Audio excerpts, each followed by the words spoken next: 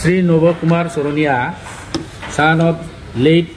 Lokikhanto Soronia, alias late Lokikhanto Das, alias late Lokikhanto Sorukos of village Diglipar, post office and police station, Tamalpur district, Baksa, does not belong to the Boro Kosari community. खुलुमनाय थाबाय जोङो नैबे आदानि नाजानायाव बुंनो थाङोब्ला जोङो बे खामानिखौ जों नुदों ओमफ्राय खामानि मावनो हागोन बादिखौ जोंबो सानाखिमोन उनाव बे आदानि जेसेबां नाजानाय आदानि जेसेबांखिनि बे गासैबो आयेन थाइननि खोथाफोरखौ मिथिनानै जोङो आंबो मोनसे साहस खालामफाबाय जे बे नंगौ जों बेखौ नांगौ आरो बे जोंनि थाखाय बिराद गोनांथार होननानै गोदो आवगायाव मावदोंमोन आरो जोङो जों ज' दंमोन नाथाय लासैनो गुगालांजोबनानै रावबो मानसिफ्रानो बे खामानियाव आखाइ होयाखै इभेन जोंनि गोरों गोराफ्राबो प्रफेसार लेक्सारारनिफ्राय लानानै बुंजायो बे माथो बर' कसारिखासोनो बर'खासो बिनि सार्टिफिकेटखौ बोरै दाननो हानांगौ माथो हाइ कर्ट सुप्रिम कर्ट देरहाबायनो बेबायदि होनजानायाव जोंखौ अनेक मरेल डाउन होदोंमोन अनेक जोंखौ अपदस्थ होदोंमोन थेवबो जों नाजादों दा बेखौल' रायजो राजाफ्रा मिथिनो लुबैदों जे जों गावजों गाव बुंलायबाय थादों जे माब्रै बे नब सरोनिया बोरै एसटि सार्टिफिकेट मोनखो बिनिबो अनेक डिबेट जालांबाय अनेक खोथा जालायबाय खिन्थु जोङो बेफोरखौ बुंनांगौब्ला बिराद जारिमिन दंबावो खिन्थु जोङो दा बै सिगांनि थांनाय इलेक्सन केस होनानै 2014निफ्राय नांदों बेखौ इलेक्सन जेला नब सरोनिया दारायजेनो बे समनिफ्राय खिन्थु बेखौ बाद होनानै जेला इलेक्सन केसा मोननैबो जोङो हाइ कर्ट सुप्रिम कर्टआव जेनबाय होननानै बुंबाय होमबा सिरि थाजोब्बाय बयबो फावसायनानै थाजोब्बाय खिन्थु जों आदा आरो आं स्पेसियेलि स्क्रुटिनि कमिटियाव जोङो नांथुमनानै ओरैबायदि जोङो एकदम नांथाबबाय ओरैबायदि नाजाबाय जों मोनफ्रोमबो आयेननि मोनफ्रोमबो दफानि मोनफ्रोमबो माबे इन्डियान कनस्टिटिउसनाव मा आयेनजों जोङो बे एसटि नङि मानसिखौ जों बोरै एसटि गनायनानै लानो आरो जों बेखौ बोरै फोजोबनो हागोन बेखौ जों नागिरनानै मोनबाय दा लास्टआव जोङो बेखौ जेला जों स्क्रुटिनि कमिटियाव होयो बे समाव जोङो बेखौ आरो जोङो कर्टआव होदोंमोन जे स्क्रुटिनि कमिटिया जोङो अलमस्ट गासिबो माने प्रसेसखौ फोजोबबाय बे बेसेबां इनकुवारि खालामनांगौ बेसेबां फोजोबबाय थेवबो दानाखिसै दानिलाय जोङो बिसोरनो मोनसे आवगायाव मोनसे बे केसखौ बेखौ फोजोबनो थाखाय जों PIL केस होदोंमोन बे PIL केसाव हाइ कर्टआ होनबाय जे PIL केसाव जोङो बे PIL केसखौ जों अर्डार होनबाय 2023 मार्च मार्चनि दायो 24 जालायबाय 23 मार्चनि 1 तारिखआव जों अर्डार होबाय जे बे सरोनिया नङै माने कमिउनिटि जाय कमिउनिटिया एसटि नङा बिसोरनो मानो सार्टिफिकेट होदों होननानै जेला कर्टआव बुंबाय ट्राइबेल संघखौबो होनबाय आरो बेखौ सोर गभर्नमेन्टआ होदों बे गभर्नमेन्टआ बोरै होनो हाखो बेयो मानो होनबा इन्डिया गभर्नमेन्टआ बेयो पार्लियामेन्ट पास जानानै प्रेसिडेन्सियेल सहि जायाब्ला रावबो कमिउनिटिया आं उमुक होननानै लानो हाया आरो बियो बर' कसारि बर' होननानै लादों खिन्थु जों मिथिगौ बे बर' नङा खिन्थु बर' होननानै लादों दाना बोरै नोङो गुबुननि नाम लानानै गुबुननि कमिउनिटिनि गुबुन जाथिनि नाम लानानै गुबुन जाथिया बेखौ बे सार्टिफिकेटखौ लानो हाया नङाबाथ' गोबाङानो लानो हागौमोन जे जोंबो बर' कसारि होननानै दा लानो हाया दा अनेकानो दं बिदि बिनाय खिन्थु बिदि लानो हागौ दा जों होनबाय बे नङा आरो नंगौबा बियो बर' बानायनाय नङामोन मानो होनबा जुदि बर'ब्ला बर'नि ब्लाडब्ला जुदि बर'नि फिसाब्ला बे हय बियो सरोनिया जादों जानो हागौ बर'आबो सरोनिया जादों राभाया सरोनिया जादों लालुङाव सरोनिया बा सोरबा दास लेखाफ्राबो हारसाव असमिया मानसिया नलबारिया बरपेटा मानसियाबो सरोनिया जादों खिन्थु बिसोरो बर' नङा खिन्थु जाय बर'आ बे बर'खाब्ला बियो माब्लाबो अना बर'आव थांनाय नङामोन दानाय नङामोन जों बाहायनो जों सन्देह खालामबाय बे मानसिया बर'ब्ला बर' सार्टिफिकेट लानानै एसटि जादोंब्ला बे बर'नि अना बर' दानाय नङामोन ओंखायनो बे निस्सय बर' नङा होननानै जोङो बेखौ नांथाबथारदों जों बेखौ फोरोंथारनांगौ आरो बेबायदि थायोब्ला बियो दा जेरै 10 बोसोराव जोंखौ ओरैबायदि लस खालामना होबाय डिप्राइभ खालामना होबाय जे जोंनि मोननांगौ मोन्थाइफोरखौ जोंनि एसटिनि मोन्थाइफोरखौ बे दंस' खालामना होबाय बिनि थाखाय जोंहा बिराद गोसोआव दुखु मोननाय गाबखांनाय थाबाय थादों जों माब्ला हानो जों जानो गैया लोंनो सुख गैया जों बिदि जादों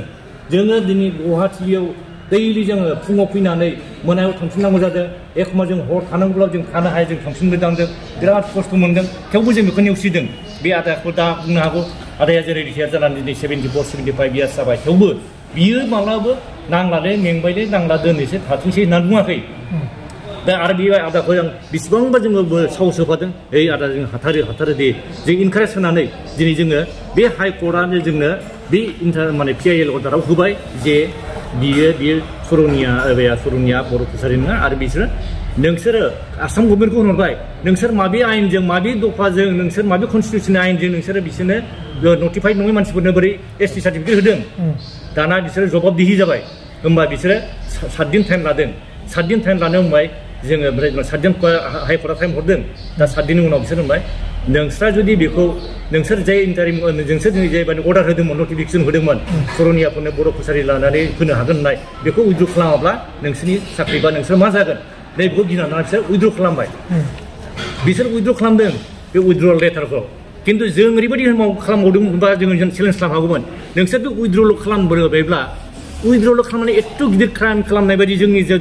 जाथिखौ दंस' खालामबाय खिन्थु बे उइद्र खालामनायजोंनो बिस्रा गबाय उइद्र खालामनाय माने ओरैबायदि सरनिया जाथिफोरनो जों होदोंमोन भुल क्रमे खिन्थु जों उइद्र खालामना लाबाय माने गैला बे समनिफ्रायनो गैखालामोन दा जोङो बिनि सार्टिफिकेटखौ दाननो हानांसिगौमोन बै समावनो जोङो इन्डिया गभर्नमेन्टआव पार्लियामेन्टआव थांनानै बेखौ दाननो हानांसिगौमोन नाथाय जोंनि खमजोरिखौ नुबाय जे जों सानै साथामल' खामानि मावनानै बे जोंनि एथ'ल' बर'नि संगठन गिदिर संगठनफोर दङ दल संगठन दङ मानो बिसोर नाङाखै नैबेहाय जोंखौ खमजोरि मोननानै बिसोर दानाखिसै आरो जोंबो जोंबो सानदोंमोन मा बेजोंनो जोब्बाय हाइकर्टआ होनायजोंनो जोब्बाय ओमफ्राय गावसोर उइद्र खालामनानै जोब्बाय दाना होनबा उइद्र खालामनानैल' जोबा मानो होनबा बे मानसि सासे MP जालायनाय बे भट गेलेनानै देरहानाय दा बेखौ इन्डिभिजुवेल बिनि केसखौ दाननांगौ दा इन्डिभिजुवेल बिनि सार्टिफिकेटखौ दाननांगौ मारै दानगोन नैबे स्टेट लेभेल स्क्रुटिनि कमिटिया दाना जोङो हाइकर्ट मोनदोंब्लाबो जों दुगा जानो हायाखिसै जों रंजायाखै जों हाइकर्टआव देरहाबाय जों देरहानायखौल' जों बुंदों जे जों देरहाबाय बे समाव आदाया बिराद बेमार लोमजादोंमोन थेवबो जोङो गुवाहाटिसिम फैबावनानै जे जों बे अर्डारखौ लांबाय ओमफ्राय जोङो बे अर्डारजोंबाबो जों दुगा जायाखै जोंना मा बिनि सार्टिफिकेट दानहोथारनांगौ बिनि सार्टिफिकेट दानहोबासो जोङो बेखौ MP सिटनिफ्राय जों बोख्लायनो हागोन नै बेखौ नाजायो दाना जोङो बेखौ जेला खालामबावो होमबा जे जोङो बे हाइकर्टनि मोनखांनाय लोगो लोगो हाइकर्टनि 1 तारिखआव जों मोननाय लोगो लोगो हाइकर्टखौ जोङो अर्डार मोननाय लोगो लोगो हाइकर्टनि अर्डार मोनखांनानै जोङो 3, 4, 5 सानथाम थानायनि उनाव 6 तारिखआव जोङो बाहाय माने दावदै फुथियाव फैबाय जे हाइकर्टआबो बिबायदि अर्डार होबाय सिकिउरिटि मोनसेयाबो जोबखाबाय नोंसोर दानदो जेला जों होफैयो होमबा बिसोर र' होनै दानाखिसै नालाय बिसोरो मार्च एप्रिल मे जुन थांबाय होमबा जोङो दाना बेखौ कर्टआव होबाय जे जोंनो दासिमबो बेखौ होआखै कर्टआ जोंनो बेखौ बिनि जे कर्टआव हाइकर्ट सुप्रिम कर्टनि अर्डार मथे 3 मासजों फोजोबनांगौमोन स्क्रुटिनि कमिटिया 3 मासाव जोङो दा दिनैसिम 3 बोसोर जाबाय दानाखै आरो दा जों स्क्रुटिनि कमिटिया जोबनायावबो दानाखै होननानै बुंनाया जेला होबाय होमबा बे हाइकर्टआ 2 मासनि टाइम हरबाय 2 मासनिया जोंनो फेब्रुवारि मार्चआव होदोंमोन दाना फेब्रुवारि मार्चनिफ्राय नै दिनैसिम मोनसे जागोन 10 मार्च थांबाय 10 मार्च कन्टेम्प जों 10 मार्चसिम थांबाय 10 मार्च थांनायनिफ्राय नै जों दाखालि बेखौ कन्टेम्प होबाय जेला कन्टेम्प खालामना होयो कन्टेम्प होनायावबो बिसोरो दोनै दानसे दानाखै मानो होनबा जोंनि खमजोरिखौ मोनबाय बे कन्टेम्पआवबो दानो मानो होनबा बिसोर ओरैबायदि पावार दङ सासे MP आरो बियो माबे संगठननिफ्राय फैनाय नोंसोर रायजो राजाफ्रा मिथिगौ नोंथांमोनहा मिथिगौ बे माबे संगठन थानाय बे गुवाहाटियाव ओरैबायदि बे राजत्व जायनि थाखाय जोङो थाखोमा जोङो खामानि मावनांदों दिसपुराव बिनि मानसि जोब हाइकर्टआव बिनि मानसि जोब थेवबो जों थाखोमानानै लास्ट पर्यन्त जों थेवबो चेलेन्ज खालामदों जे जोङो कर्टआ जोंनो सानसे जोंनो जों बे कर्टनि बे आयेनजों जों देरहाथारगोन जोंहा बेखौ बिश्वासखौ लानानै जों दिनै हाइकर्टखौ जों धन्यबाद होयो आरो दिनै जोङो स्क्रुटिनि कमिटिया बे हाइकर्टनि अर्डार मथेनो बिसोर कन्टेम्पआव जों जेला होबाय कन्टेम्पखौ दोननो हादोंमोन कन्टेम्पखौ बेसेबां होदों नोंसोरो 6 मास 7 मास 8 मास 10 माससिम दोननायनि उनाव कन्टेम्पखौ दा लास्ट पर्यन्त जोंनि उकिला आरो प्रसेस खालामबावनानै खायदा खालामबावनानै माबे आयेनजों माबे रुलजों माबा खालामनो हायो बेखौ खालामबावना हरबाय बे हरनाय लोगो लोगोसो दा बिसोरो बे दानबाय दिनै दानबाय बेसेबां गोबाव जों खस्थ' मोनबाय दिनै बिनि MPयानो 5 बोसोरावबो थांबावबाय आवगोलनि 5 बोसोराव थांबाय आरो दानि 5 बोसोर 10 बोसोर थांबाय दा बे जोबनोसै गोदान इलेक्सन जानोसै थेवबो जों दा स्क्रुटिनि कमिटिखौ जाय अफिसारफोर बिथांमोनखौ जों धन्यबाद होबाय जे बे एसे सम थाबावनायावबो जोंखौ दाननानै जोंनि बे खामानिखौ साक्सेस खालामबाय जों दा बिराद गोजोननाय आरो जों बर' हारिनि थाखाय बे जों देरहानाय बेनिखायनो दिनै जोंनि बर' हारिनि मोनसे गिदिर देरहानाय खिन्थु जों दुगा जाया जे जोङो रावखौबो जों सरनिया जाथिजोंबो गाज्रि नङा खिन्थु जाय बर'खाया नोङो मानो दास्ते खालामनांगौ नों बर'ल' लिरनांगौ ट्राइबेल सुंगुआबो बै समावनो 2002आवनो बे माबाखौ होदोंमोन नोंसोर बर'बा बर' लिरफिन होमबानो नोंसोर ब्रह्म बसुमतारी नार्जारि लिरफिन होमबानो नोंसोर एसटि जानो हागोन नाथाय बे सर'निया जाथियाव गुबुन गुबुन जाथिनि दं नालाय गुबुन गुबुन जाथिफ्रा बे जोंनि बिसोरो बै बर'फोरखौ बे बर'आल' मोननाय सर'निया कसारि होनना बर' ब्रह्मखौ लाबानो मोनोब्ला खसा थाबोगोन नोंखायनो बिसोरो नारथानानै दोनदों जायनि थाखाय बे बर' मानसिफ्राबो सर'नि माने ब्रह्म बसुमतारी दासिमबो लिराखै आरो बे लिरैनि थाखाय बिसोरो दा जोंजों बेबादि बिसोरो गावसोरनि अलखदाव गोलैनानै दं गावसोरनि बे अलखदाव गोलैनायनि थाखाय बिसोर दा एसटिखौ बिबाय थादों खिन्थु बै गुबुन जाय कमिउनिटिनि मानसि बिसोर मोनखाया खिन्थु जोंनि बर' बा राभा बा लालुं जाय एसटि मानसिखा बिसोर मोननायनि बा बिसोरनि थाखाय जोङो जेबो जोंहा ट्राइबेल सुंगुआ जेरै बा जोंनि बर'फ्रा जोंनि दल संगठनफ्रा जोंहा आपत्ति गैया जों सर'निया जाथिनिबो जोङो एगेन्स्ट नङा खिन्थु जोंना बेल' जे संबिधानाव जेखौ दं बिसोरो आयेनजों नांनानै लाबोदों बिसोरो संबिधानाव आयेन पास खालामनानै बा पार्लियामेन्ट पास खालामनानै लाबोदों होमबा नोंसोरबो जुदि एसटि मोनोब्ला नोंसोर लानायाव जोंहा आपत्ति गैया खिन्थु नोंसोरो जे इलिगेल भाबै लानानै आरो जों बर'नि लानानै बर'निनो उल्था मावबाय जुदि हय बियो बर' सार्टिफिकेट लादों बर' बायदि मावोबा बिटिसिनि एगेन्स्ट मावाबालानो बर' जाथिनि थाखाय मावोबा बर' बिटिसिनि थाखाय जुदि मावोमोनब्ला बड'लेण्डनि थाखाय मावोमोनब्ला उन्नतिनि थाखाय मावोमोनब्ला बा बर'नि एगेन्स्ट बुङामोनब्ला जोंनि मार्टियार्सफोरनि जोंनि लिडारफोरखौ अपमान खालामामोनब्ला जोंनि मार्टियार्सफोरखौ बिराद अपमान खालामदों दिसपुराव बियो जाय माबायाव दिसपुरनि जोंनि बड'लेण्डनि एमएलए फोरनि जोंनि राजभवनाव बियो थानानै दुगा बे लेक्सार होदों अपमान खालामदों नाथाय जोंनि लिडारफोरा रावबो खुगासियाखै बिनि रावबो बे जबाब होआखै नाथाय जोंहा गोसोआव गाबखांदों जे सासे अना बर' मानसिया जोंनि बर'नि सायाव माने अयनाय भाबै जोंखौ नासयनानै दोनबाय जायनि थाखाय जे जों मोननांगौ बेखौ मोनाखै बेफोरनि थाखाय जों नांनानै दिनै जोंनि बिराद गिदिर देरहानाय बे जोङो सर'निया जाथिनि थाखाय जोङो एगेन्स्ट नङा खिन्थु जोङो जोंनि मोन्थाइखौ जोंनि मोन्थाइखौ सुख'नानै जोंखौ अपदस्थ होनायनि थाखाय जोङो दिनै जों बिराद खुसि आरो जों बयबो रायजो राजाफ्रा बेनि थाखाय खुसि जानो हागोन आरो फैगौ इलेक्सनाव बे नब सर'निया मालाबाबो इलेक्सन गेलेनो मोनला मालाबा एसटि रिजार्भआव बे क'क्राझाराव गेलेनो मोनला बे बाहा गेलेहैदों खिन्थु बियो जोंनि क'क्राझार एसटि रिजार्भआव बे सिराव गेलेनो मोनला आरो सोरबा बेबायदि लाखुमानानै दा अनलाइनजों लाखुमागासिनो दं लाखुमानो गेलेनो नागिरा बिनि थाखाय जों गसंगोन मानो होनबा बेवहाय गावबागाव दल संगठनफोरनि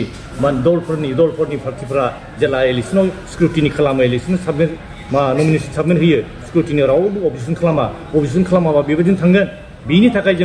जोङो गसंगोन बिनि थाखाय जों प्रटेस्ट खालामनो थाखाय जोङो फैगौ इलेक्सनावबो जोङो नमिनेसन होनानैबाबो जों गुबुन हारिखौ होबथानायनि थाखाय बे राहाखौ जों लागोन बेनि थाखाय दिनैनि बे गिदिर देरहानायनि थाखाय आं बयखौबो दिनै नोंथांमोननि मिडियानि थ्रुयै आं गोबां जोंनि रायजो राजाफोरनि थाखाय बे मोजां मेसेजखौ हरो बैसागुनि दमासिनि बयनिबो गोजोननाय हरनानै बेखिनिखौ बुंनानै आं फोजोबनाय जाबाय